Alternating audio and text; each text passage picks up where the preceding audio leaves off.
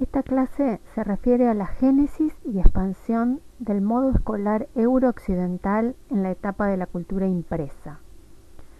En la unidad anterior abordamos este tema concentrándonos en el espacio europeo. Queremos destacar que el período que abarcamos en estas dos últimas unidades de la materia constituye un verdadero punto de inflexión en el largo proceso de institucionalización de la educación que atravesaron las culturas occidentales, porque es el momento en el que comienza a constituirse la escuela como institución específicamente destinada a la transmisión de saberes. La escuela, dicho en sentido genérico, más propiamente tendríamos que hablar de un modo escolar eurooccidental que en realidad se compone de variadas instituciones educativas. En el programa de nuestra materia, este tema constituye un punto central. Queremos destacar que la gestación de este modo escolar eurooccidental no significa una simple evolución de la forma en que se había dado previamente la transmisión de saberes, sino que representa un momento de ruptura, enmarcado en los profundos cambios económicos, sociales, políticos y culturales que marcan el período. En esta clase nos vamos a concentrar en el espacio americano, particularmente en los territorios dominados por la ocupación hispana, y nos vamos a referir a un verdadero choque entre la implantación del modo eurooccidental de transmisión de saberes con las formas propias que se habían generado para sí mismas las culturas originarias. Y este choque va a estar atravesado sin duda por altísimos niveles de violencia.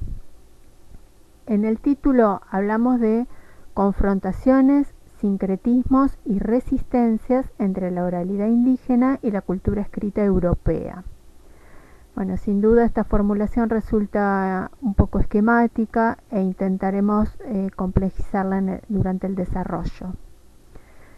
Desde el punto de vista de los modos, nos vamos a referir a diferentes formas de transmisión de saberes que definimos como accionales, y también a diversas instituciones educativas que los conquistadores implantaron en lo que ellos consideraban el Nuevo Mundo.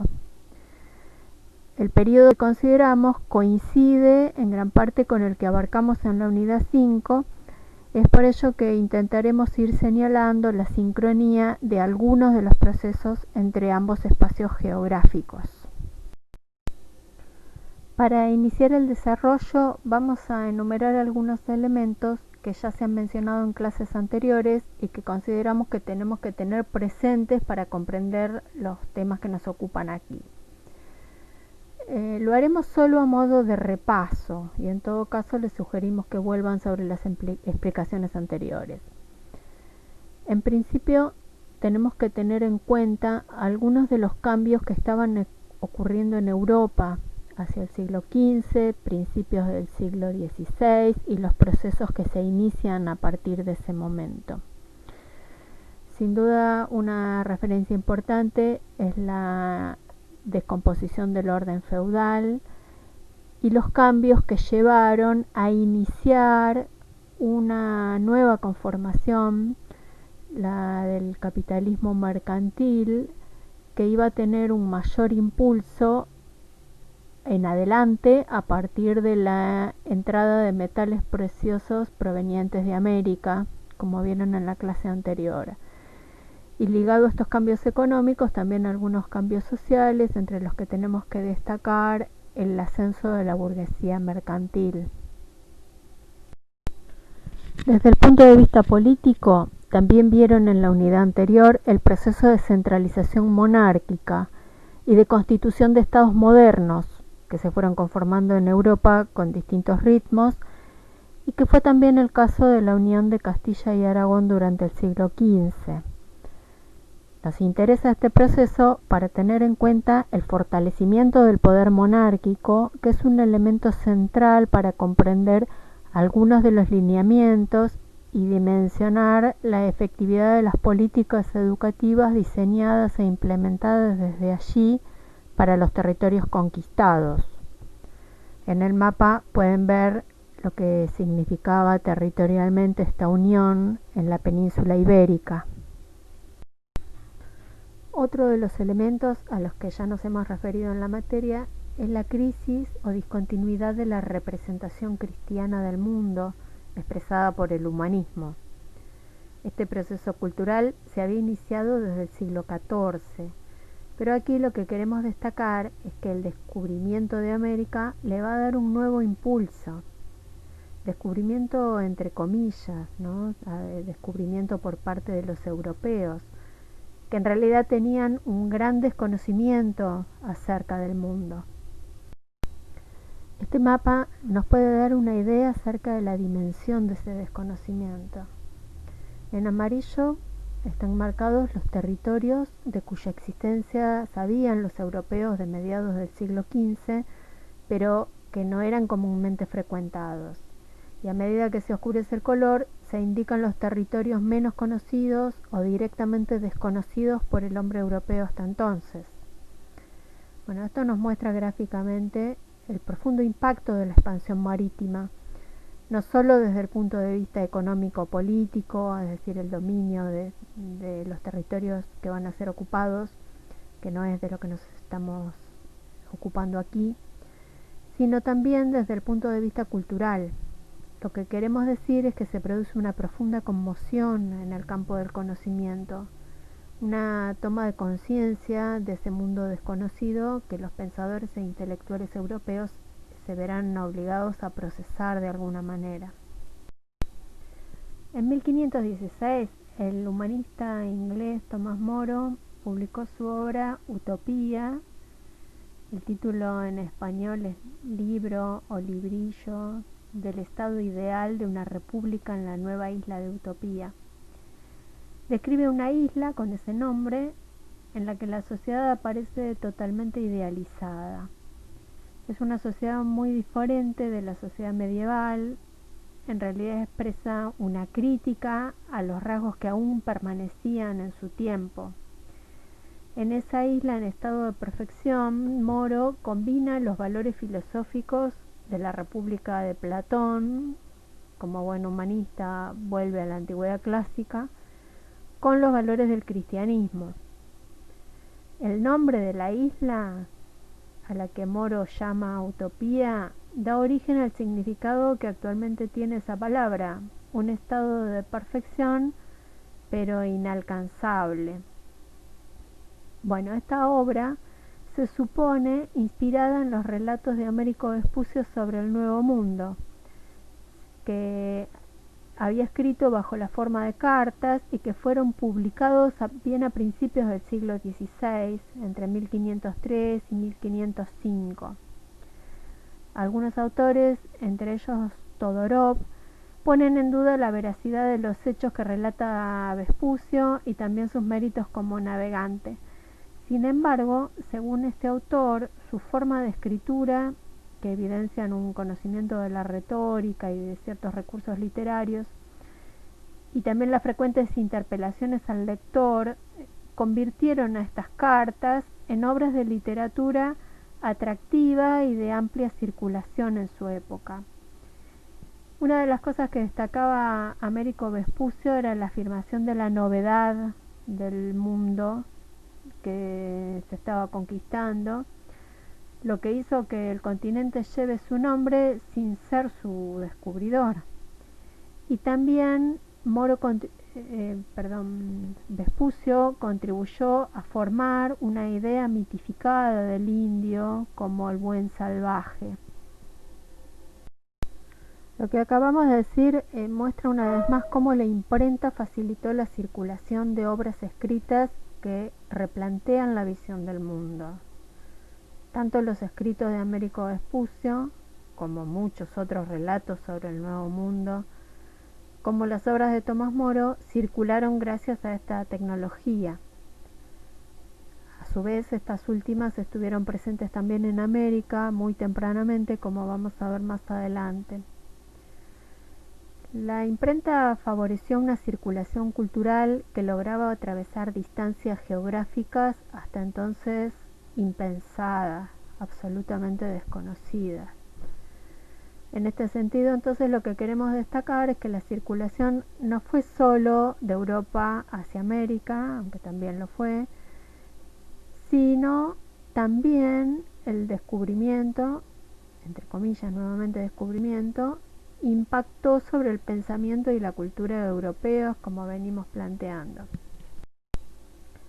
Por último, debemos mencionar el conflicto religioso entre reforma y contrarreforma.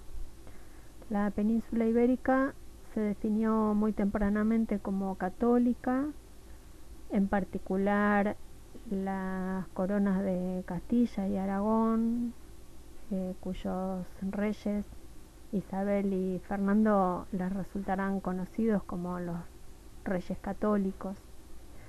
De manera que los debates y sucesos que vimos en la unidad anterior en referencia a los países católicos van a tener también un fuerte impacto en la América hispana. Hay otros dos elementos en el plano de lo religioso que también son muy importantes para entender las formas en que se encara la evangelización en América.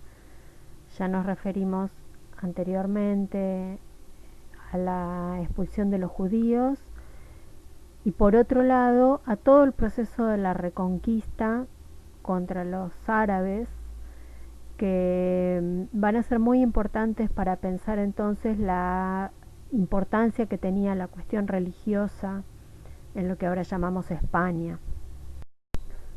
Pasemos ahora a repasar brevemente cómo era el mundo que los europeos suponían que habían descubierto, es decir, con qué se encontraron. En principio, tenemos que decir que se encontraron con un mundo antiguamente poblado. Existen distintas teorías acerca del poblamiento americano, pero aún considerando las diferencias en las distintas estimaciones, sabemos que estaba habitado desde hacía muchísimo tiempo. Benazar ubica la llegada de pueblos nómades de origen asiático unos 35.000 años antes de Cristo y menciona la existencia de grandes oleadas migratorias entre 20.000 y 10.000 años atrás. Estas cifras guardan algunas diferencias con las que muestra el mapa que pusimos en pantalla. Sin embargo, coinciden en que debemos medir este poblamiento en términos de decenas de miles de años. Los europeos también se encontraron con territorios habitados por una enorme cantidad de población. Roberto Botarini ya se refirió a las dificultades para establecer estadísticas. Sin embargo, tenemos que pensar en decenas de millones de habitantes, aunque no estaban distribuidos uniformemente, sino con densidades muy variables. Algunos autores señalan que América era una de las regiones más llenas del mundo, cosa que hay que tener presente para pensar la educación, que es el tema que nos ocupa en esta clase. A su llegada, los europeos se encontraron con dos grandes imperios, el imperio azteca y el imperio inca, con sociedades que contaban con organizaciones políticas y económicas sumamente complejas. La Confederación Azteca era de formación relativamente reciente. Al momento de la llegada de los españoles habían ocupado México hacia mediados del siglo XII y se estaban constituyendo como imperio desde el siglo XV aproximadamente. Y el imperio inca también era de formación relativamente reciente y estaba en pleno proceso de expansión, incluso sobre territorios que constituyen actualmente nuestro país. En estos espacios existían ciudades que databan de periodos previos incluso a la conformación de las confederaciones aztecas e incas y con funciones muy ligadas a las cuestiones religiosas. También los europeos se encontraron con las evidencias de una civilización que había tenido periodos de gran esplendor, como es la civilización maya, y que en este momento parecía estar más bien en decadencia. Bueno, lo que queremos señalar es que la estas distintas civilizaciones tenían estructuras muy complejas, tenían también estructuras sociales sumamente diferenciadas y jerárquicas. Todos estos aspectos les pedimos que los focalicen en la bibliografía de la Zabaleta.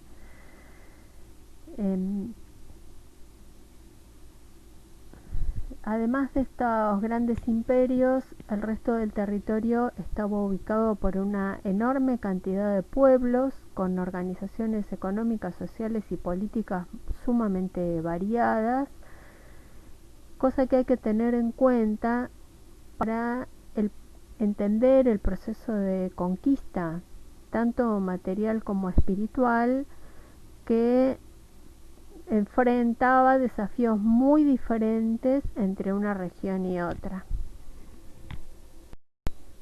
Lo mismo podemos decir desde el punto de vista cultural. Lejos de encontrarse con un territorio vacío, los conquistadores europeos se encontraron con pueblos sumamente diversos, no solo en cuanto a su organización política, económica y social, sino también en cuanto a sus lenguas y a sus formas culturales. Lo que nuevamente debemos tener en cuenta para pensar los desafíos de la evangelización. Desde el punto de vista de la educación, también debemos señalar esta diversidad. Gregorio Weinberg describe la educación entre los Tupinambá, que desde las categorías que usamos en nuestra materia ubicaríamos como de tipo accional y oral. Mientras tanto, aztecas e incas habían desarrollado instituciones educativas. Entre los aztecas existían dos tipos de instituciones bastante diferenciadas: el Calmecac, destinado a la formación de los hijos de los caciques y principales, y el Tezcatli, que parece haber sido una institución bastante extendida y generalizada entre el resto de la población. En el caso de los incas, también existieron instituciones, aunque diferentes a las anteriores. El Yachayhuasi, o Casa de Enseñanza para la formación de la nobleza incaica masculina, y también había existido un tipo de institución para mujeres, denominada Casa de las Vírgenes, en las que éstas eran elegidas especialmente por su belleza. Por otra parte, los aztecas habían desarrollado un complejo sistema de escritura de tipo pictográfico, podríamos decir, en el que habían consignado gran parte de su historia. Los incas no tenían sistemas de este tipo, aunque sí habían inventado un artefacto que funcionaba a modo de ayuda a memoria, mediante un sistema de nudos sobre hilos de colores. Este es el quipus, que ayudaba a realizar la contabilidad. Fue en base a estos elementos preexistentes que comenzó a conformarse lo que Gregorio Weinberg denomina modelo educativo colonial hispánico. En el esquema que mostramos en pantalla, intentamos reflejar dos elementos en los que se funda ese modelo. En primer lugar, miren la columna de la izquierda, representamos una ruptura violenta de las formas culturales y educativas que se habían dado a los pueblos originarios. Una fractura sin precedentes, una desestructuración que no logra eliminar en su totalidad la historia previa. Por el contrario, tenemos que pensar más bien en la persistencia de los fragmentos que quedaron como producto de esa ruptura violenta. En algunos casos, esos fragmentos fueron reinsertados, con resignificaciones por supuesto, por los conquistadores. En otros casos, tenemos que pensar más bien en elementos propios de las culturas originarias que continuaron circulando en forma autónoma y que persistieron más allá de los intensos esfuerzos de los conquistadores por desarraigarlos. Piensen en la cantidad de elementos que conocemos en la actualidad todavía más de 500 años después. Vocablos, comidas, rituales, creencias. Para explicar esto último tenemos que apelar sin duda a la potencialidad de la transmisión oral y a su carácter eminentemente conservador. La otra gran vertiente en base a la cual se construye el modelo educativo colonial hispánico, miren ahora la columna de la derecha, es el intento de los poderes laicos y eclesiásticos de la metrópoli hispana, no así del modelo lusitano. Decíamos el intento de trasladar a América instituciones semejantes a las existentes en la metrópoli. Esto es un intento no exento de complejidades, dado que la idea de trasplante funciona solo teóricamente. En la práctica, más bien, estas instituciones debieron adaptarse a los imponderables que se presentaban en un contexto sumamente diferente. En la clase anterior, el profesor Roberto Bottarini desarrolló las características y también las limitaciones de la conquista y la ocupación hispana, por lo que remitimos a sus explicaciones. Solamente queremos destacar que en muy pocos años los conquistadores lograron someter a los dos grandes imperios preexistentes. Los debates acerca de cómo se explica esta derrota ya fueron tratados. Solo queremos recordar que entre las distintas razones que se esgrimieron existen factores militares, técnicos, políticos y también factores culturales. Por otro lado, los españoles recorrieron y ocuparon rápidamente un territorio que multiplicaba varias veces la extensión de la metrópoli. La explotación económica y el control efectivo de este territorio incorporado a los dominios de la corona fue objeto de definiciones políticas que también ya fueron explicadas.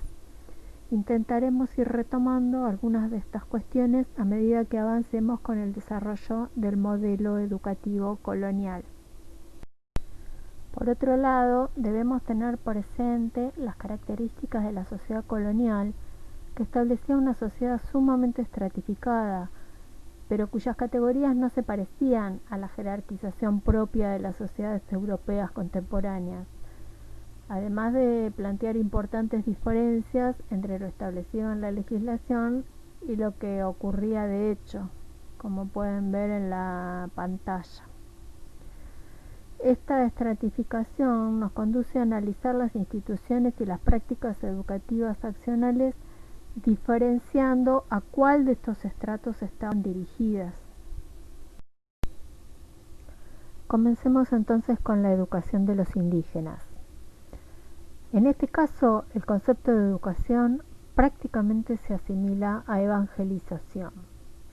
El núcleo estaba centrado en la conversión de los indígenas al cristianismo, tarea sumamente compleja y atravesada por cuestiones de distinto orden, como veremos a continuación. Lo primero que queremos destacar es que no se trata de una cuestión puramente religiosa, sino esencialmente política, o más bien una conjunción de ambas cosas. ¿Qué queremos decir con esto? En parte, lo que ya abordaron en la clase anterior, la evangelización se convirtió en la justificación de la conquista y la colonización, temática sobre la que ustedes trabajaron al abordar la cuestión de los justos títulos. Por otro lado, la necesidad de pensar que tanto en Europa como en América regían regímenes de unanimidad religiosa. Según Di Stefano, en la frase que ustedes tienen en la pantalla, la sociedad colonial constituye un régimen de unanimidad religiosa, es decir, una formación social en la que, por lo menos jurídicamente, todos sus miembros profesan la misma fe. Uno de los criterios de pertenencia a la sociedad lo constituye la fe religiosa, y la legislación eclesiástica forma parte del corpus de leyes que rigen a la sociedad, de manera que el catolicismo no constituye una parte de la sociedad, sino su identidad religiosa. Es decir, que no se contemplaba la posibilidad de convivencia de diferentes identidades religiosas, ni era pensable la libertad de cultos, cosa que se va a plantear mucho tiempo después, recién en el siglo XIX, cuando comienzan a constituirse los estados liberales. Este autor, Di Stefano, advierte sobre la necesidad de tener en cuenta algunas características de la Iglesia del antiguo régimen, es decir, anterior a las modificaciones producidas durante el siglo XIX. En esta enumeración podemos mencionar que no hay separación entre Estado e Iglesia, es decir, la Iglesia forma parte del poder del Estado. Por otro lado, la mentalidad religiosa del siglo XVI marca que fuera de la Iglesia no hay salvación. Y esto explica de alguna manera el punto siguiente, es decir, la importancia que tiene la conversión de los infieles. Por último, una referencia a la institución del bautismo. El bautismo marca el ingreso a la vida religiosa, pero también la incorporación a la sociedad como súbdito del rey. Es decir, que el mismo acto tenía un significado religioso y político a la vez.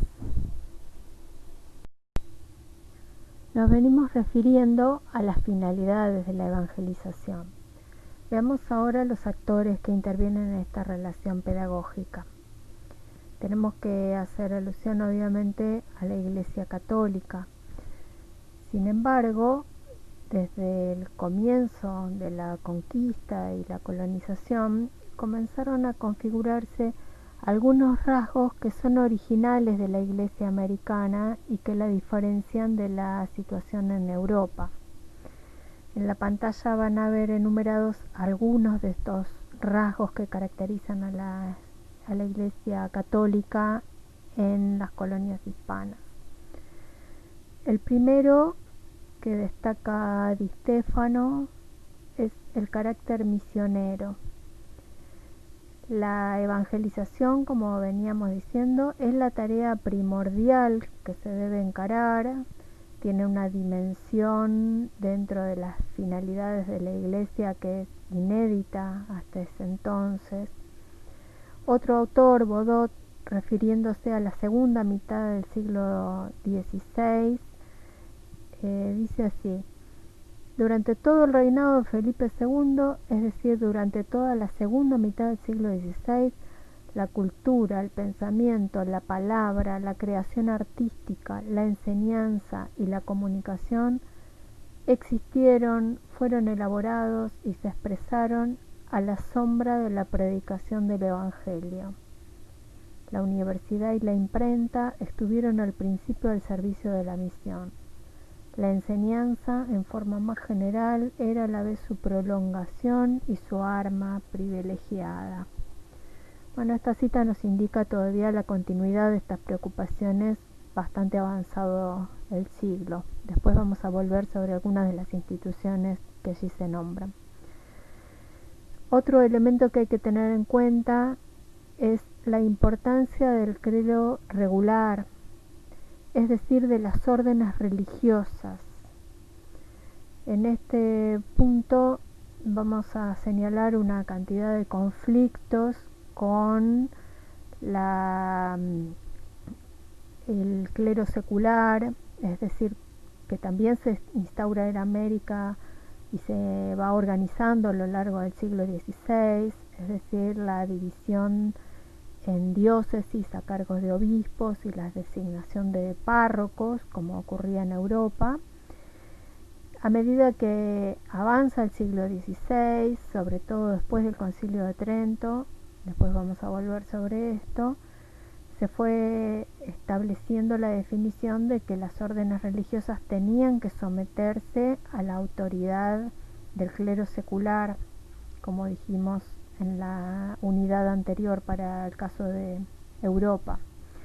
Sin embargo, lo que estamos diciendo es que en América las órdenes religiosas habían adquirido una importancia inusitada que los pone en una relación de permanente conflicto con esa otra estructura de la Iglesia Católica que constituye el clero secular. Por otro lado, igual que en Europa, la Iglesia es una Iglesia sujeta a la autoridad del Estado, esto por el derecho de patronato, según la cual la corona era la que proponía, por ejemplo, los candidatos a los cargos eclesiásticos, la que recaudaba los diezmos, la que organizaba todo el aparato administrativo de la Iglesia, y eso también en América. Lo que pasa que en estas funciones también existieron numerosos conflictos entre Iglesia y la corona, sin dejar de constituir parte de un mismo aparato de poder, como habíamos dicho anteriormente. Por otro lado, tenemos que hacer mención a la situación de los indios. Desde el inicio, el contacto con los aborígenes trajo numerosas controversias entre los europeos, que se vieron en la situación de dilucidar quiénes eran estos sujetos, hasta entonces desconocidos, cómo debía definirse su condición jurídica, cuál era su grado de racionalidad y, derivado de ello, de educabilidad. En la clase anterior ustedes analizaron el debate por los justos títulos. Este fue uno de los debates que los europeos resolvieron con los instrumentos intelectuales con los que contaban. Lo convirtieron en un debate escolástico. Recuerden los métodos de trabajo de los intelectuales desde fines de la Edad Media, que seguían los pasos que nombramos en la unidad 4, la lectio, quaestio, disputatio, determinatio. Las preguntas que expusimos más arriba se convirtieron en verdaderas cuestiones, y las controversias se desarrollaron bajo la forma de disputas escolásticas, buscando los argumentos en Platón y Aristóteles, en San Agustín y Santo Tomás, es decir, en los autores en el sentido de autoridades o verdades autorizadas. La determinación de estas cuestiones orientó a los teólogos y juristas para ir estableciendo una legislación que no quedó exenta de puntos irresueltos y conflictos con otros actores, los encomenderos, por ejemplo. Haciendo una digresión, debemos decir que el tipo de cuestiones que se estaban tratando también dejaron en evidencia la insuficiencia del conocimiento escrito hasta entonces, y fue uno de los factores que ayudó a hacer tambalear este tipo de tratamiento puramente escolástico. Pueden imaginarse que ni los filósofos antiguos ni los padres de la Iglesia podían decir demasiado sobre los indios americanos. A lo sumo podían aportar algunos conceptos generales sobre los denominados bárbaros o paganos, según los conceptos de Aristóteles o de los padres de la Iglesia, pero no siempre alcanzaban para arribar a una comprensión cabal de la situación. Otra vez, entonces, la conciencia de lo desconocido, que ponía en evidencia el descubrimiento del mundo americano y del hombre americano, fue otro de los factores que ayudó a poner en crisis el pensamiento medieval y, con el tiempo, generar nuevas formas de conocimiento que luego desarrollaría el pensamiento moderno. Hay que recordar que, como producto de distintas controversias y de esas definiciones políticas que ustedes vieron anteriormente, los indios fueron definidos como libres y fueron asimilados a otros súbditos. Ahí tienen una frase de Benazar que dice que los indios eran hombres libres por derecho, que elegían a sus autoridades, no pagaban diezmos, estaban dispensados del servicio militar y no podían comparecer ante la Inquisición, pero eran tributarios, estaban muy controlados y no tenían derecho a llevar armas. Bueno, leímos la frase textualmente, aunque la cuestión de los diezmos dio lugar también a una intensa polémica, es decir, a una nueva controversia, en la que el clero regular sostuvo firmemente su oposición al pago, mientras que el clero secular defendía que sí tenían que pagar el diezmo, bajo el argumento de que no podía sostenerse financieramente toda la estructura eclesiástica sin esto. Esto fue una controversia larga y finalmente en la segunda mitad del siglo XVI se define a favor del clero secular, es decir, que los indios sí tenían que aportar el diezmo. Veamos cómo se desarrolló la evangelización. Tenemos que decir que esta se inició muy tempranamente. Ya en el segundo viaje acompañaron a Colón algunos sacerdotes de la Orden de San Jerónimo que se alojaron en la Española, y también a principios del siglo XVI llegaron allí algunos franciscanos que se establecieron en las Antillas.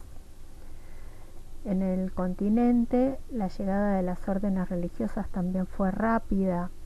En 1524 llegaron a lo que se conoce como la Nueva España los 12 primeros franciscanos, encabezados por Martín de Valencia. Fíjense, muy poquito tiempo después de que Cortés hubiese logrado someter a los aztecas. 2 años después llegaron también 12 dominicos, encabezados por Tomás Ortiz. En 1533 llegaron 7 agustinos. Las distintas órdenes religiosas arribaban y se establecían, creaban conventos o monasterios, con lo que tenemos el primer trasplante de instituciones. Para dar algunas cifras, podemos decir que solamente en México, hacia 1560 aproximadamente, los franciscanos tenían 80 casas y 380 religiosos, los dominicos 40 casas y 210 religiosos, los agustinos 40 casas también y 212 religiosos, según los datos que proporciona Baudot. En 1566, además, el Consejo de Indias autorizó a los jesuitas, que llegaron a Lima 2 años más tarde, y desde allí partieron hacia el sur, llegando hasta Tucumán, y se dirigieron hacia Chile, y también se extendieron hacia el norte, llegando hasta Quito. En 1572 se establecieron también en México. Entre las órdenes que mencionamos se destacaron en la etapa inicial los franciscanos. Ellos encararon la tarea de evangelización con un fuerte impulso, en parte avivado por un cierto misticismo apocalíptico. Imbuidos por algunas de las ideas de la época, creían que el fin del mundo era inminente y que por lo tanto había que apresurarse para llevar el mensaje apostólico a todos los rincones de la tierra. Incluso eso lo llevó en una primera etapa a misionar entre comunidades que se mostraban bastante reacias a incorporar el mensaje cristiano. Tal vez este sea uno de los factores que explican la práctica de los bautismos masivos. Ya mencionamos la significación política y religiosa del bautismo. En este caso se denunció que habían bautizado miles de indios en conjunto, sin catequesis previa y en ceremonias que no respetaban de todo los ritos que debían seguirse. El obispo Zumárraga, primer obispo de la Nueva España, atribuyó a los franciscanos más de 1 millón de bautismos en pocos años. Pedro de Gante, también franciscano él mismo, denunciaba que se realizaban 14.000 bautismos por día.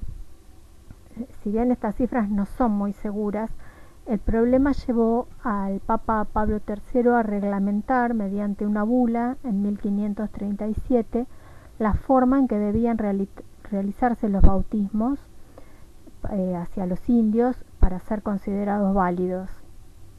Bueno, algunos de estos cuestionamientos fueron encabezados por los dominicos, en general más formados intelectualmente que los franciscanos, lo que representa una muestra de disidencias entre distintas órdenes religiosas que en algunos casos condujeron a verdaderas confrontaciones. El problema no escapaba a la comprensión de los propios franciscanos, que se plantearon cómo encarar la conversión de los indios mediante la catequesis.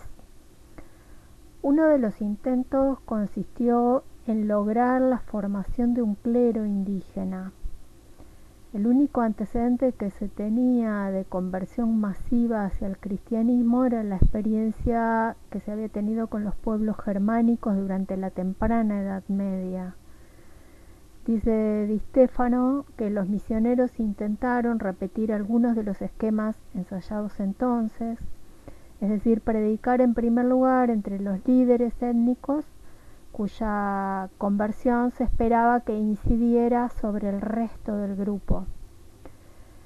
Los hijos de caciques y principales podrían así convertirse en auxiliares de los párrocos y los doctrineros, sobre todo si eran capaces de leer y comprender los textos, cosa que destaca Pilar Gonzalvo y a la que nos referiremos más adelante. Bueno, para ello se apeló entonces a distintos tipos de instituciones educativas, no solo las órdenes religiosas, sino que la corona también estuvo interesada en facilitar este tipo de estrategia. En 1526, por ejemplo, Carlos I había despachado una cédula real en la que se ordenaba, leo textualmente, que se traigan de esas partes a estos reinos algunos indios niños de los más principales y de más habilidad y capacidad, para que los mandemos mostrar en monasterios y colegios. Después de instruidos y bien enseñados en las cosas de nuestra santa fe católica y la hayan bien entendido y estén puestos en policía y en manera de vivir en orden y razón, vuelvan a sus tierras e instruyan a sus naturales en lo uno y en lo otro. Se sabe que hubo algunos intentos en este sentido y muy inicialmente se llevaron particularmente a la ciudad de Sevilla, unos 50 muchachos que fueron distribuidos en distintos monasterios de la ciudad, todo ello costeado por la corona. Sin embargo, el intento de formar un clero indígena en la propia Europa no resultó demasiado productivo. Más desarrollo y continuidad tuvo el intento, también iniciado por franciscanos, por 3 franciscanos que se instalaron en la ciudad de Texcoco, de someter a algunos niños o jóvenes, hijos de caciques o principales, a la vida monacal, donde serían disciplinados y formados en las cuestiones de la fe mediante un programa de estudios que incluía leer, escribir, cantar y doctrina cristiana. Esta estrategia se asentaba en parte sobre la antigua separación que hacían los propios aztecas para la formación de los principales, que, como ya dijimos, eran formados en instituciones separadas del resto de la comunidad, en los Calmecac. En territorios que habían pertenecido a los incas también se intentaron estrategias parecidas, es decir, fundar escuelas para educar a los jefes indígenas. En 1571 el virrey Toledo ordenó, por ejemplo, la fundación de una escuela en Huancayo destinada a los hijos de los curacas y de los indios más ricos.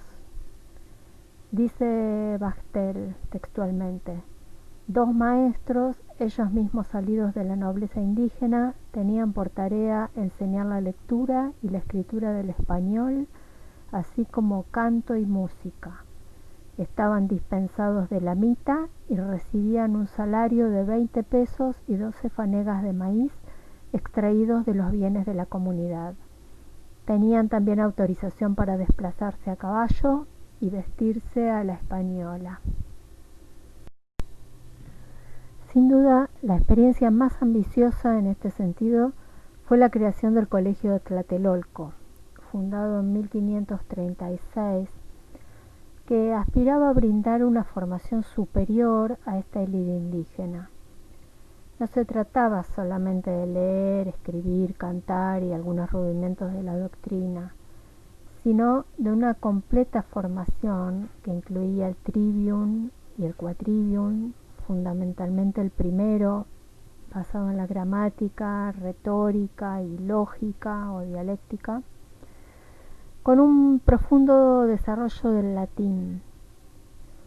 Se tiene conocimiento además de la presencia de algunas obras de importantes humanistas, como las del español Vives. Se trataba de un verdadero colegio, como los que se estaban organizando en Europa, dotado por unos 70 u 80 estudiantes bajo el régimen de internado. La elección del lugar no es casual.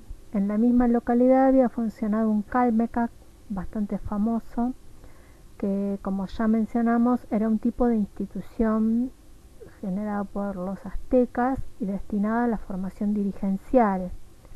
Este Calmecac había tenido entre sus alumnos, por ejemplo, a Cuauhtémoc, el último emperador indígena de México y organizador de la resistencia frente a la conquista española. Los estudiantes del colegio debían ser seleccionados por su capacidad entre los indígenas que habían sido reclutados para los conventos y monasterios. Se sabe también que la orden franciscana envió a sus miembros más capacitados para desempeñarse como enseñantes. Uno de los principales impulsores fue el obispo de México, Zumárraga, franciscano, que defendió la institución ante resistencias del poder civil y también ante la disidencia de los dominicos. Zumárraga había expresado su proyecto de dar continuidad a esta obra a través de la fundación de una universidad de la que egresaran verdaderos teólogos de origen indígena, proyecto que quedó solo en una vaga intención. Esta idea de formar no solo simples auxiliares de los evangelizadores, sino realmente un sacerdocio indígena, finalmente fracasó por diferentes motivos. Por ejemplo, muchos de los estudiantes prefirieron la vida civil al celibato sacerdotal. Ya mencionamos algunas de las disidencias de otros sectores, aunque consideramos que el factor más importante puede provenir del cambio de política eclesiástica surgida luego del Concilio de Trento. Finalmente, lo que se impuso como modelo de formación superior fue un modelo más parecido al de las universidades de la metrópoli, como Salamanca y Alcalá de Henares, que quedaron restringidas a blancos peninsulares o criollos y muy raramente algún mestizo. Después vamos a volver sobre este tipo de institución. Por otro lado, el éxito de estrategias de este tipo dependía de ciertas bases preexistentes. En primer lugar, la existencia de comunidades indígenas sedentarizadas, es decir, asentadas establemente en algún lugar. La evangelización de comunidades nómadas tuvo como requisito estrategias de sedentarización, como las que encararon los jesuitas con las comunidades guaraníes, reduciéndolas y haciéndolas permanecer en un espacio fijo. El análisis de las misiones jesuíticas del Paraguay será objeto de una explicación aparte, sin embargo queríamos destacar este aspecto. Por otro lado, era determinante el grado de cohesión política de los destinatarios. Fíjense la cita de Di Stefano. Cuando ella es débil, puede ocurrir lo que explica un misionero jesuita a principios del siglo XVII que actuaba entre los paranaes. Es menester conquistar a cada uno de por sí, porque no obedecen a sus caciques más que en cosas de guerra. Veamos otras problemáticas que estaban también implicadas en la tarea de evangelización. Una de las mayores dificultades estaba constituida sin duda por la barrera lingüística o el desconocimiento recíproco de las lenguas. Es decir, que transmitir el mensaje en español no garantizaba que este fuera captado, recibido. Por otro lado, los evangelizadores cuando llegaban no tenían conocimiento de las lenguas aborígenes.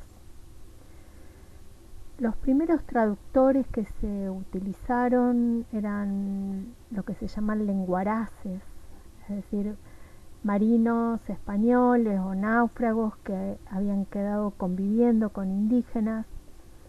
Ya vieron ustedes el caso de Aguilar, cuyo conocimiento de la lengua fue aprovechado por Cortés para la conquista. Entonces algunos frailes recurrían inicialmente a traductores ocasionales como él. Sin embargo, esto traía también algunos problemas. En principio porque es muy probable que estos traductores improvisados no fueran letrados o tuvieran una formación muy somera, como ocurría por otra parte con la mayor parte de la población europea en la época, que no integraba una élite cultural. Eran más bien aventureros, con una mentalidad, como dijimos, no letrada, o en todo caso imbuida por relatos, fantasías, con un conocimiento muy precario de las cuestiones doctrinarias. Entonces una de las cosas que preocupaban a los misioneros era primero cómo interpreta el lenguaraz el mensaje que el evangelizador quiere transmitir, cuando él mismo no era entonces, no tenía una buena formación teológica. Y además tenía que traducir a una lengua que acababa de conocer. Bueno, una segunda opción consistió en que los propios misioneros aprendieran las lenguas aborígenes. Pero aquí también se abre otro problema, que era qué lengua era la que tenían que aprender, porque recordemos que la diversidad lingüística era realmente muy grande. Se habla de por lo menos 130 lenguas principales y cada una además podía tener variantes dialectales.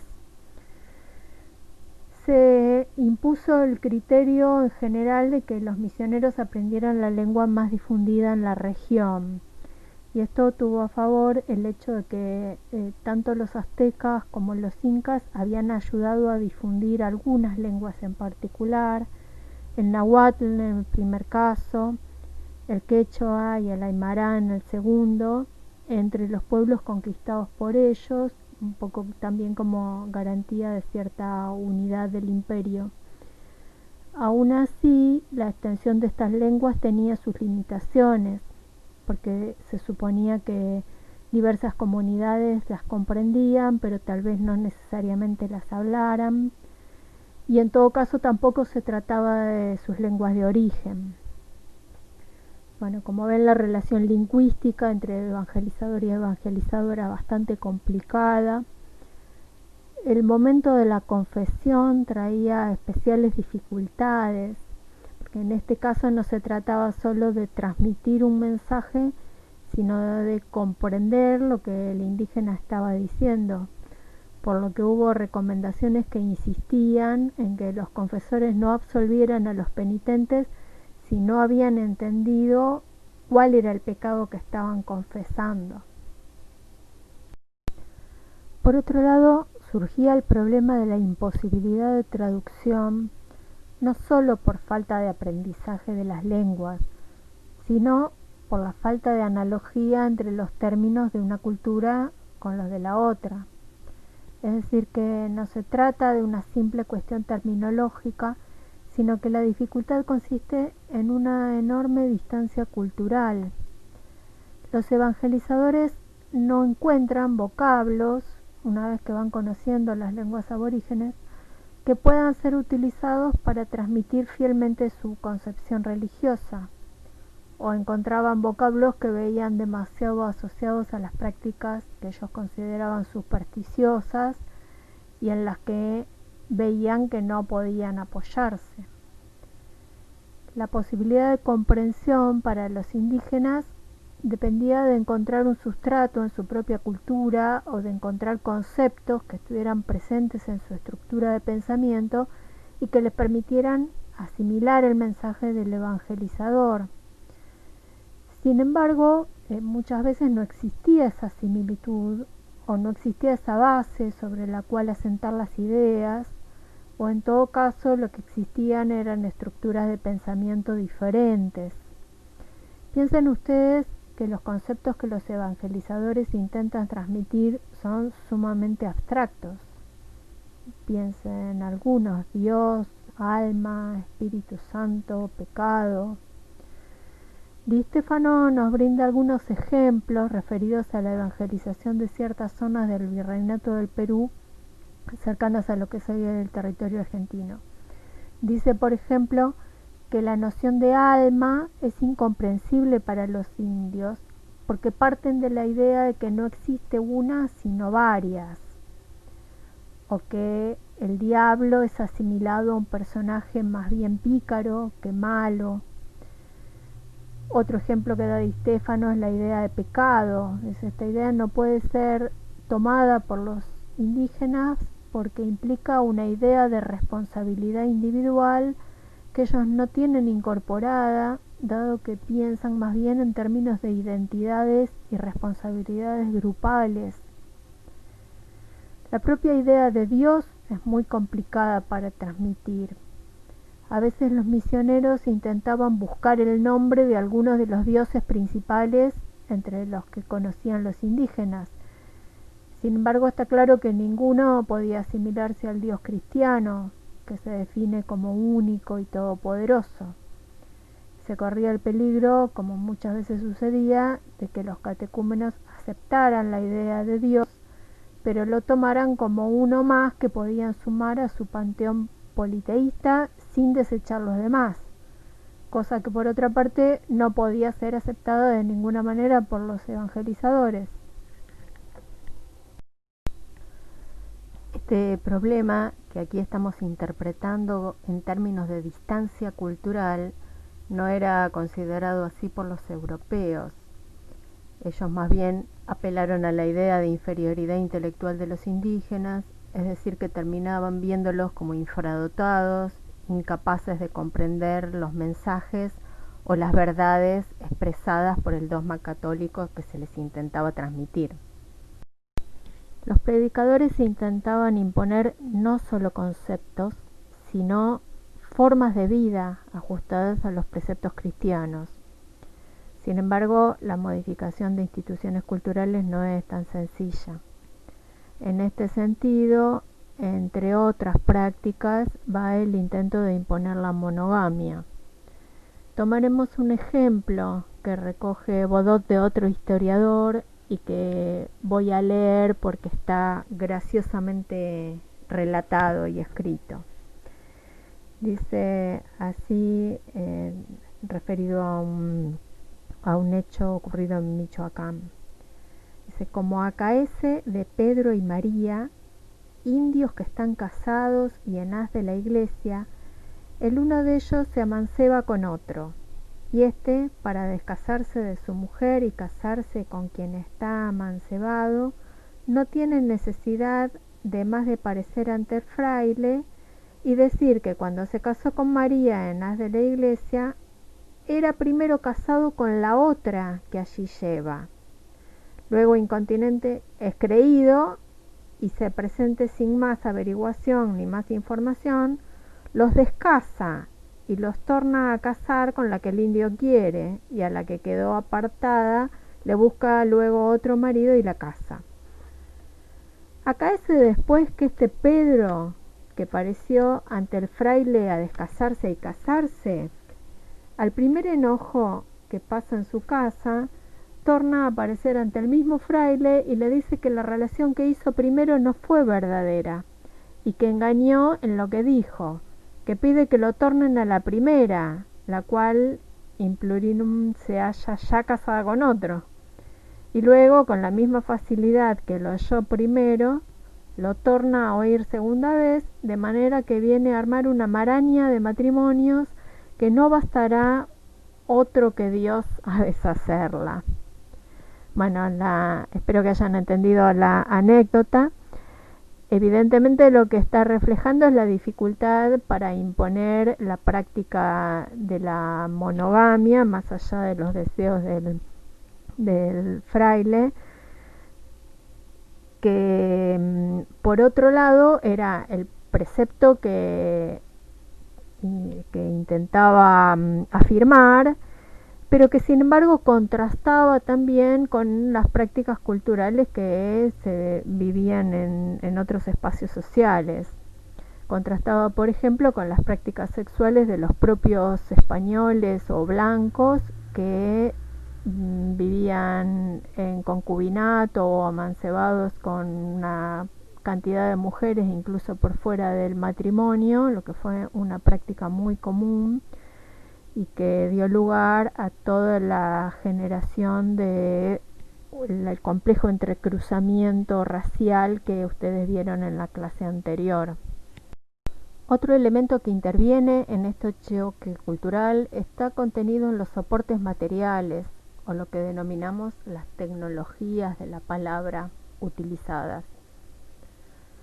El entusiasmo inicial por la evangelización dio lugar a una intensa actividad de publicación de obras destinadas para tal fin: doctrinas, sermones, libros de oraciones, en principio para ser utilizados por los predicadores.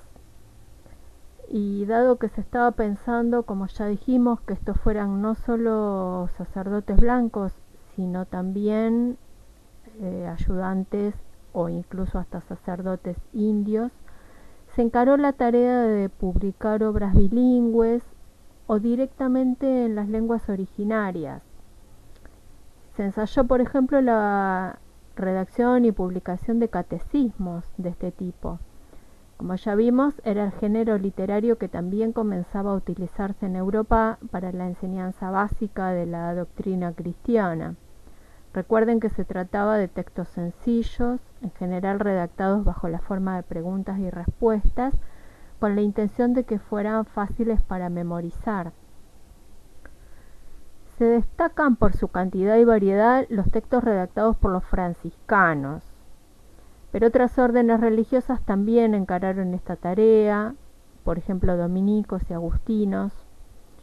Dice Pilar Gonzalvo con respecto a los textos de los dominicos que estos tenían algunas diferencias con los de los franciscanos. Textualmente los caracteriza así: menos citas y textos bíblicos, más claridad y concisión en las exposiciones y ausencia de temas de meditación que pudieran resultar algo complicados. Es decir, textos más simplificados y adaptados a las circunstancias. Incluimos esta imagen de este sermón en lengua de Chile para que puedan ver al menos visualmente cómo estaban diseñados estos textos. Este pertenece a un jesuita, no nos estamos aquí ocupando de ellos, pero queremos orientarlos a que vean la disposición en dos lenguas, en la lengua originaria de un lado y en español del otro. Quizás el intento más original en la línea de lo que venimos planteando fue el de Pedro de Gante, que intentaba acercarse al indígena no solo en su lengua, sino utilizando un tipo de escritura de tipo pictográfico. Pedro de Gante era un franciscano de origen flamenco, influenciado muy fuertemente por las ideas humanistas, que arribó muy tempranamente a la Nueva España y tuvo una intensa actuación evangelizadora en estas tierras, en las que estuvo por más de medio siglo. La imagen muestra una de sus obras. Gante ideó un catecismo puramente expresado en imágenes. El texto se inicia con la fórmula para persignarse, continúa con el Padre Nuestro, Ave María, Credo y los mandamientos, y finaliza con los sacramentos y las obras de misericordia. Bueno, Pedro Gante lo que intentaba era utilizar un recurso didáctico con el que pudiera acercarse mucho más a las culturas entre las que intentaba predicar. La preocupación por verificar en qué medida los indios se habían incorporado al cristianismo, cumplían con los mandamientos, ajustaban sus formas de vida al culto católico, llevó a dar importancia al momento de la confesión. Ya señalamos que este acto podía estar atravesado por las interferencias que ponían las distancias lingüísticas y culturales. Es por ello que se publicaron confesionarios y penitenciales que intentaban guiar a los confesores. Los orientaban, por ejemplo, acerca de qué y cómo preguntar para que el penitente pudiera examinar su conciencia, y también los orientaban sobre el tipo de penitencias que debían imponerse. Efectivamente, la confesión y penitencia revelaba algunos de los problemas que venimos mencionando. En México, por ejemplo, algunos evangelizadores se sorprendían de que los indios pedían penas y castigos aún mayores que las que imponía el sacerdote. Y esto generaba la sospecha de que detrás de esto estaba la continuidad de prácticas prehispánicas que incluían penitencias corporales en honor de sus dioses. Por ejemplo, la perforación de las manos, los muslos, la nariz o el pene con espinas o con puntas de madera. También las procesiones de flagelantes que fueron introducidas por los españoles eran aceptados por los indios con sospechosa facilidad, dice el historiador Bodot, y dejaba entrever inclinaciones paganas que los evangelizadores no podían controlar fácilmente.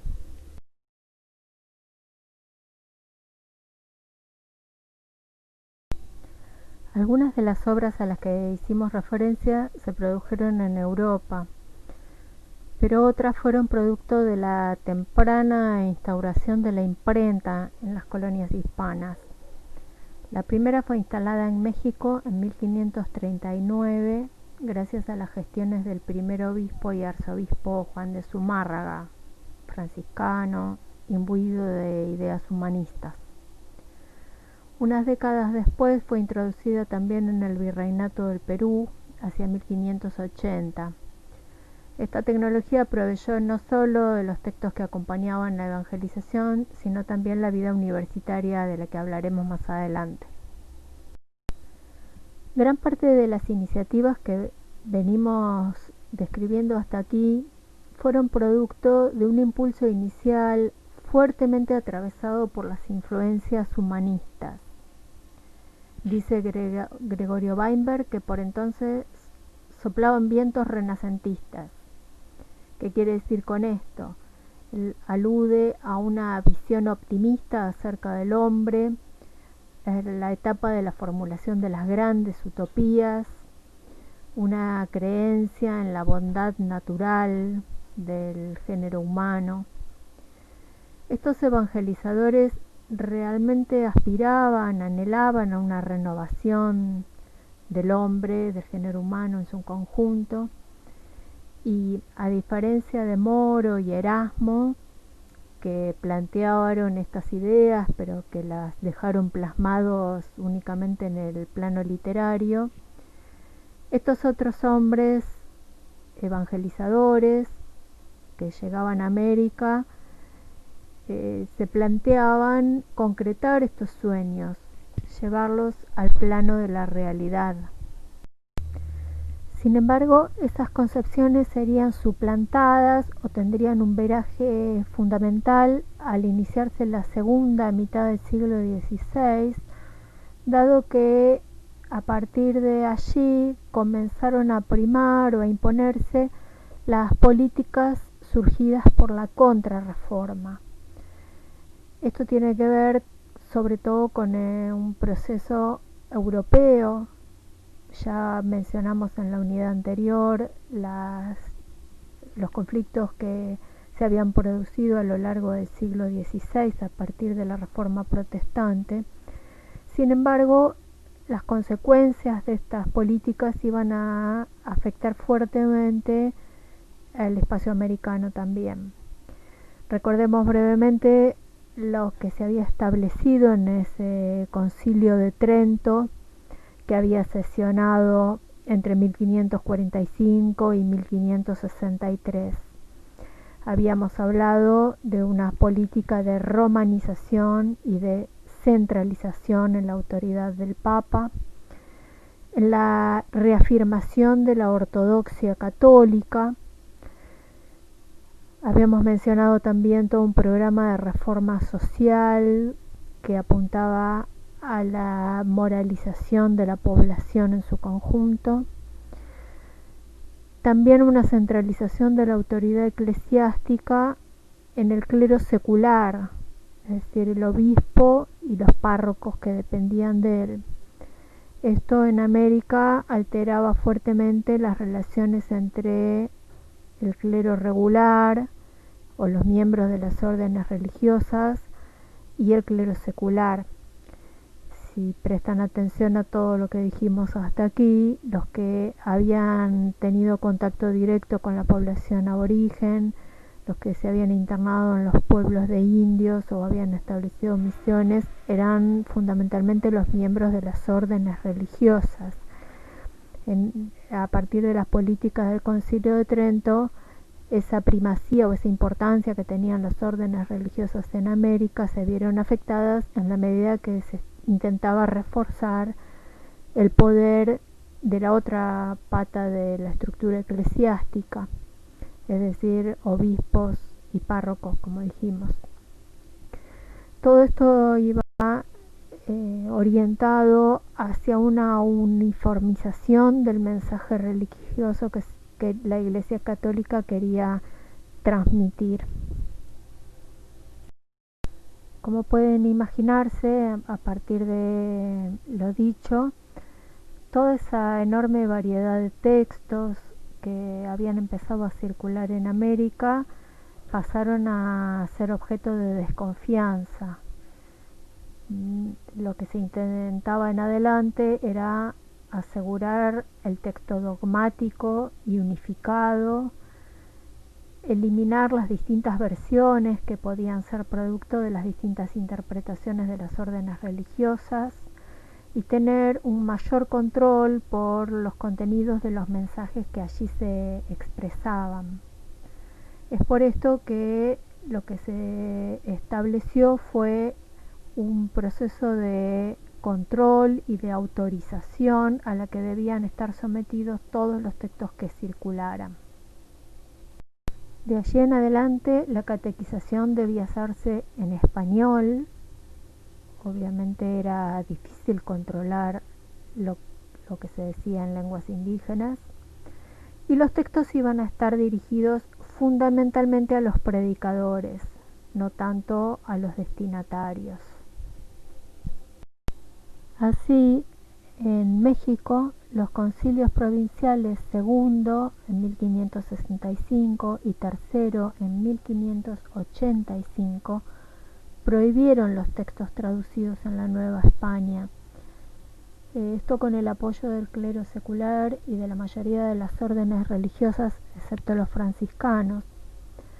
Lo que se fue imponiendo fue una concepción según la cual la elevación de los conocimientos de los indígenas no constituía el mejor método para incorporarlos a la fe cristiana y someterlos a la monarquía española. La misma política dio por tierra con el Colegio de Tlatelolco, como ya habíamos mencionado anteriormente. Además, el Concilio de 1585 dictó la política, como decíamos, de unificación de textos utilizados para la evangelización y pretendió imponer el uso del catecismo del jesuita Juan de la Plaza, cuya redacción se encargó especialmente con este fin. Sin embargo, fue más exitoso el del jesuita español Jerónimo Ripalda, cuya circulación se esperó dado a su apego al Concilio de Trento, según dice Pilar Gonzalvo. Asociado a estas políticas de control fue que se establecieron en América los tribunales de la Inquisición. Desde el comienzo, los obispos habían cumplido funciones inquisitoriales. Sin embargo, fue en este momento que se estableció formalmente la creación de estos tribunales con carácter permanente, de la misma manera que existían en España. Esto fue ordenado en 1569 y se establecieron en 1570 y 71 en Lima y en México, respectivamente. La función principal de estos tribunales tuvo que ver con cuidar la ortodoxia católica, sobre todo controlando las influencias de otras religiones como el judaísmo y el protestantismo.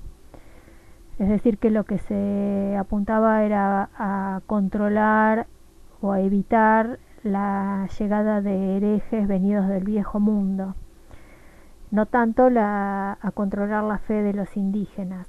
Ya dijimos que estos habían quedado exentos al poder de la Inquisición, en parte porque eran considerados neófitos o recién convertidos al catolicismo, lo que los ponía en una situación asimilable a la infancia. Sin embargo, no hubo tolerancia ni excepciones con otras castas. La Inquisición perseguía a negros, mulatos, mestizos, igual que los españoles o europeos de otras nacionalidades. A medida que se fueron imponiendo las políticas tridentinas, la educación la educación institucional fue quedando cada vez más circunscripta a la población blanca, que por otra parte no accedía mayoritariamente a las instituciones. Más bien tenemos que pensar en un conjunto de prácticas accionales e instituciones educativas, es decir, en un conglomerado en el que el acceso a las instituciones seguía siendo minoritario. Obispos y párrocos tenían la función de enseñar la doctrina cristiana a los feligreses, y esto se realizaba mayoritariamente mediante las prácticas religiosas sujetas a la liturgia católica.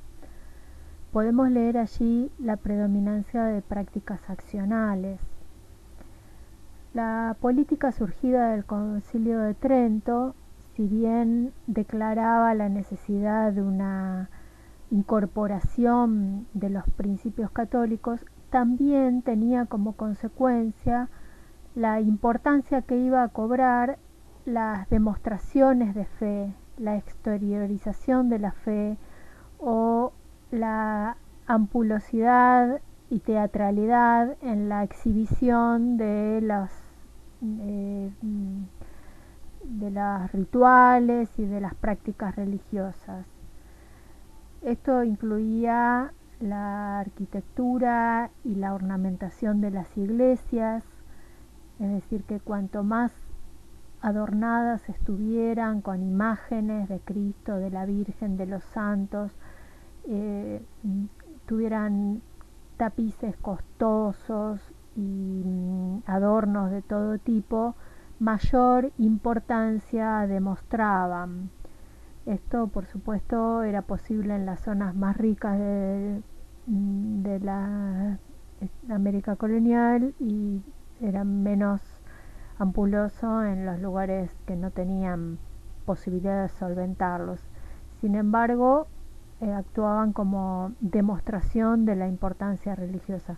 Y lo mismo sucedía con los habitantes, con la población, que intentaba mostrar su asistencia a las celebraciones, el respeto por las festividades, que en gran medida estaban cargadas de elementos rituales. Gran parte de la vida de la población estaba organizada de acuerdo al tiempo o a la forma en que se organiza el año litúrgico, marcado por las distintas celebraciones. Si pensamos en las instituciones educativas, tenemos que decir que la mayoría de ellas estaba ligada a la Iglesia Católica también. Algunas de las que integran el conglomerado son los conventos y monasterios, a las que ya nos referimos al hablar de las órdenes religiosas. Estas eran las instituciones en las que se formaba el clero regular. Más allá de esos primeros momentos, esas primeras décadas del siglo XVI, en los que se aspiró a la formación de indígenas y que ya dijimos que fue finalmente desechada, el ingreso a estas instituciones tenía la condición de ser hijos legítimos y libre de sangre india o negra, es decir, que quedaban reservados para los blancos.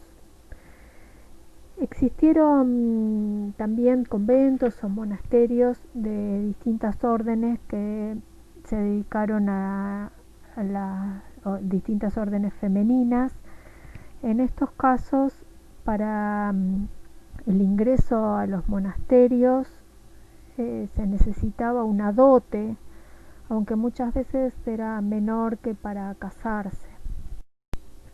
El Concilio de Trento había prescripto que cada diócesis debía contar con un seminario para la formación del sacerdocio. Si bien esto no se cumplió inmediatamente, a lo largo del siglo XVII fueron multiplicándose los seminarios también en las ciudades americanas. Se aspiraba a que los estudiantes recibieran allí la formación intelectual que requería la tarea de dedicación al clero. De todo este conjunto de instituciones educativas, sin duda las de mayor importancia en las colonias hispanas fueron las universidades, de manera que vamos a detenernos un poquito más en este tipo de institución. Todas las instituciones educativas que venimos mencionando forman parte del trasplante del que habla Gregorio Weinberg y que mencionábamos al comienzo de la clase. Sin embargo, seguramente el caso más interesante de este trasplante es el de las universidades. Lo primero que hay que preguntarse es por qué se instalaron tan tempranamente universidades en las colonias hispanas. Esto las diferencia de las colonias anglosajonas, por ejemplo, donde la primera universidad se instaló recién en el siglo XVII, y muy claramente de las colonias portuguesas, las que la universidad nunca se instaló, por lo menos durante ese periodo. En el caso de Brasil hay que esperar hasta principios del siglo XX para tener la primera universidad formalmente constituida, más allá de que existieran cursos de formación superior u otro tipo de instituciones.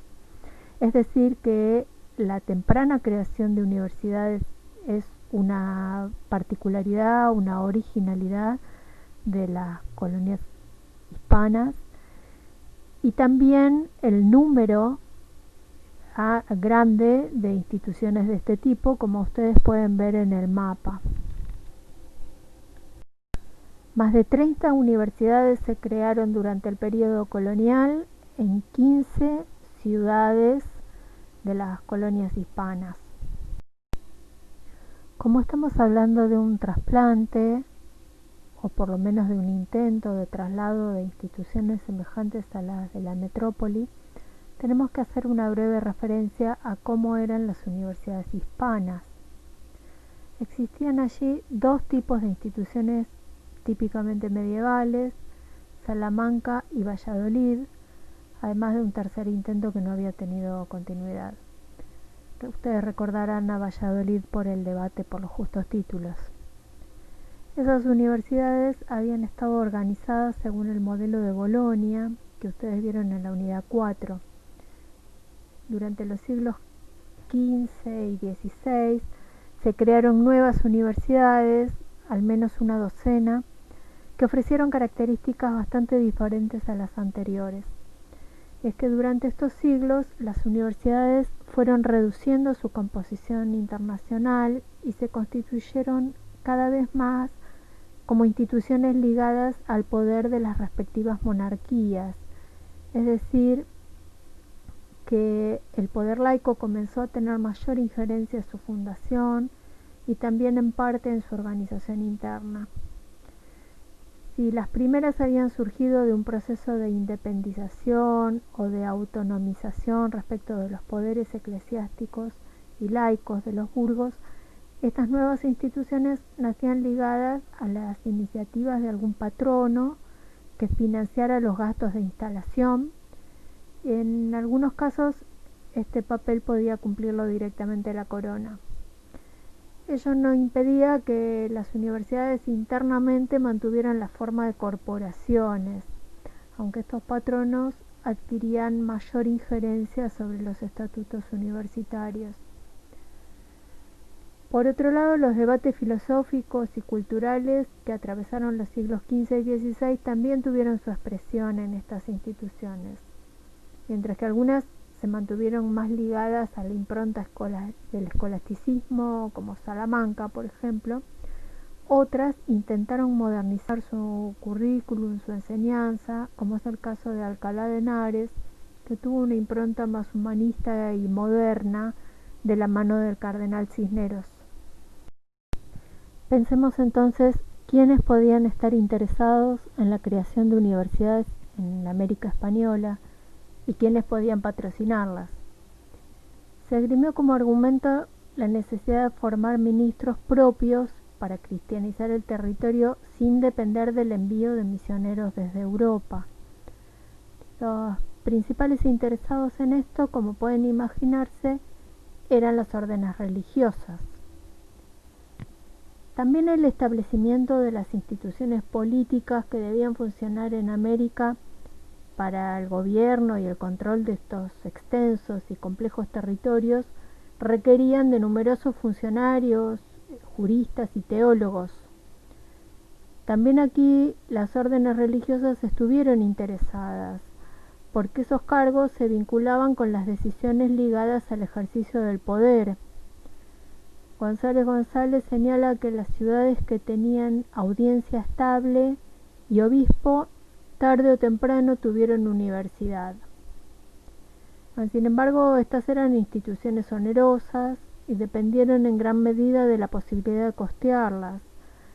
Las primeras recurrieron al financiamiento real, es decir, solicitaron financiamiento a la corona, pero a medida que se fueron consolidando, dominicos y jesuitas se disputaron el papel de formar a la intelectualidad hispanoamericana. Donde existían dos universidades de órdenes religiosas distintas, se vivieron constantes conflictos porque cada una intentaba anular las licencias de la otra.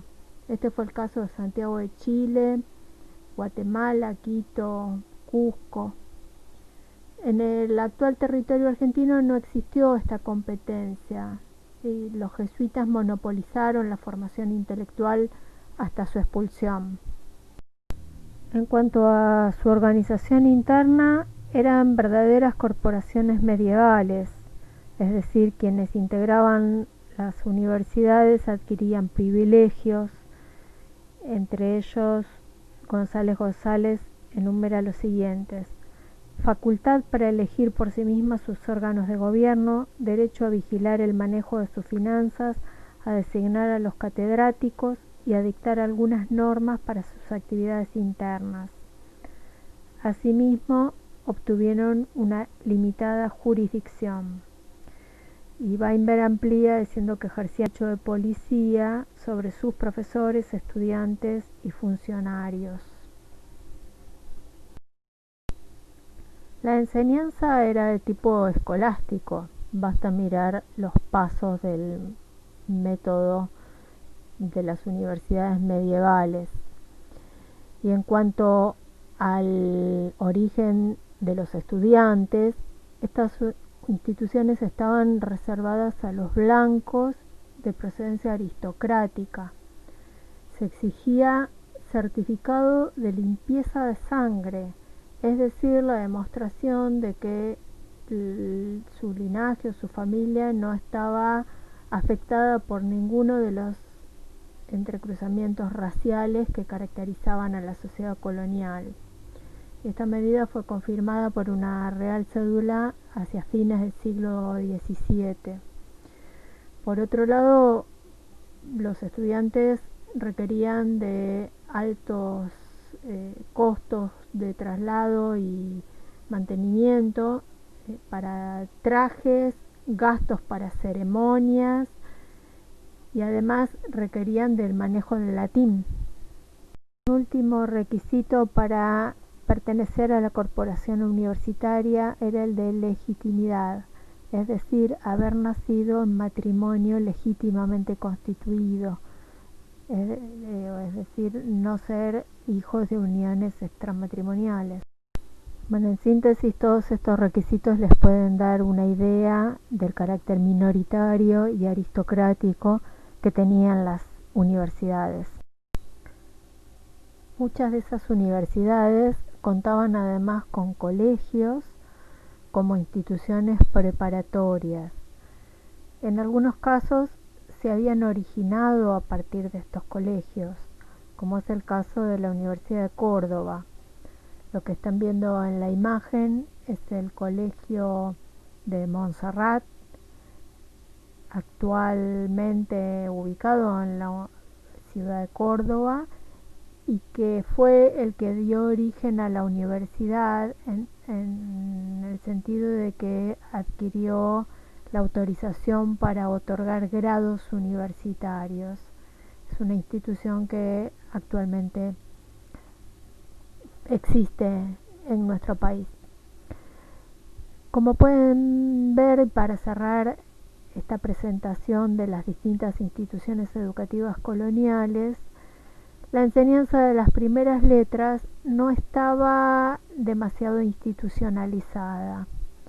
Algunas instituciones eclesiásticas podían ofrecerla, por ejemplo en los conventos o las iglesias ubicadas en las ciudades. Sin embargo, tenemos que pensar más bien en la existencia de maestros individuales que debían cumplir determinados requisitos, no tanto desde el punto de vista de sus conocimientos, sino requisitos de moralidad y de ser cristianos viejos, es decir, no recientemente convertidos.